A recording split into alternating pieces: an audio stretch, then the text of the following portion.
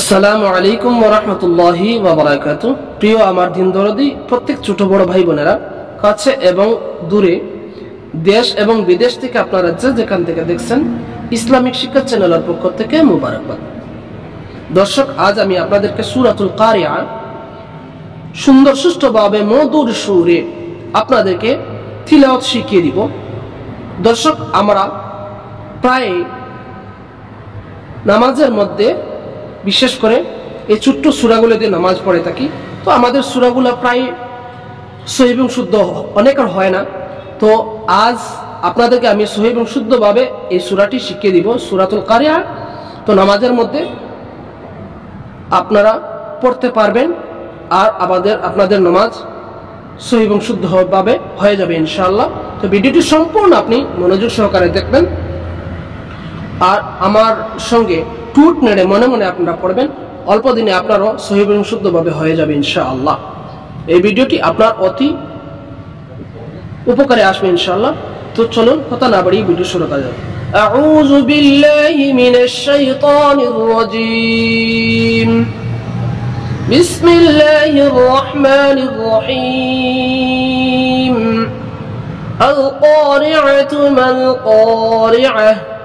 আবার القارعة ما القارعة আবার বলুন القارعة ما القارعة وما أدراك ما القارعة আবার বলুন وما أدراك ما القارعة আবার বলুন وما أدراك ما القارعة يوم يكون الناس كالفراش المبثوث আবার বলুন يوم يكون الناس كالفراش المبثوث আবার বলুন يوم يكون الناس كالفراش المبثوث وتكون الجبال كالعهن المنفوش আবার বলুন وتكون الجبال كالعهن المنفوش আবার বলুন وتكون الجبال كالعهن المنفوش فأما من ثقلت موازينه আবার বলুন فأما من ثقلت موازينه আবার বলুন فأما من ثقلت موازينه فهو في عيشة راضية আবার বলুন فهو في عيشة راضية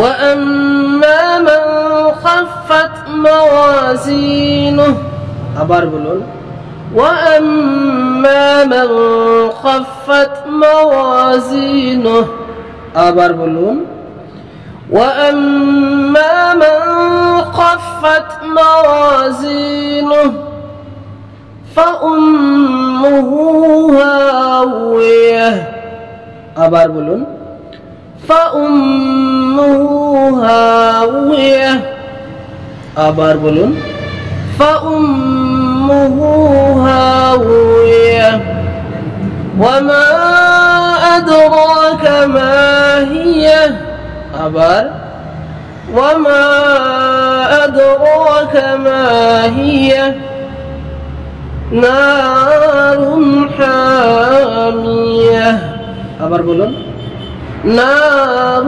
حامية। দর্শক, আমি এই সূরাটি সূরা কারিয়া একসাথে বলে দিচ্ছি, আপনারা আমার সঙ্গে মনোযোগ সহকারে টুট নেড়ে একসাথে পড়ুন ইনশাআল্লাহ। القارعة ما القارعة وما أدراك ما القارعة يوم يكون الناس كالفراش المبثوث وتكون الجبال كالعهن المنفوش فأما من ثقلت موازينه فهو في عيشة راضية وأما من خفت موازينه فأمه هاوية وما أدراك ما هي نار حامية صدق الله العظيم। দর্শক, আজ এখানে সমাপ্ত। আগামী পর্বে ইনশাআল্লাহ আবারও আপনাদের সামনে উপস্থাপন করব, ভিডিও নিয়ে আসবো সূরাতুল কারিয়া নিয়ে। তো আপাতত ভালো থাকুন, সুস্থ থাকুন। আর আমার চ্যানেলটি যারা এখন পর্যন্ত সাবস্ক্রাইব করেননি, আপনারা প্লিজ চ্যানেলটি সাবস্ক্রাইব করে সর্বদা পাশে থাকবেন। আর যারা অলরেডি সাবস্ক্রাইব করে পাশে আছেন, সবাইকে ধন্যবাদ। ভালো থাকুন, সুস্থ থাকুন। পরবর্তী ভিডিওর জন্য অপেক্ষা করুন। আসসালামু আলাইকুম ওয়া রাহমাতুল্লাহি ওয়া বারাকাতুহু।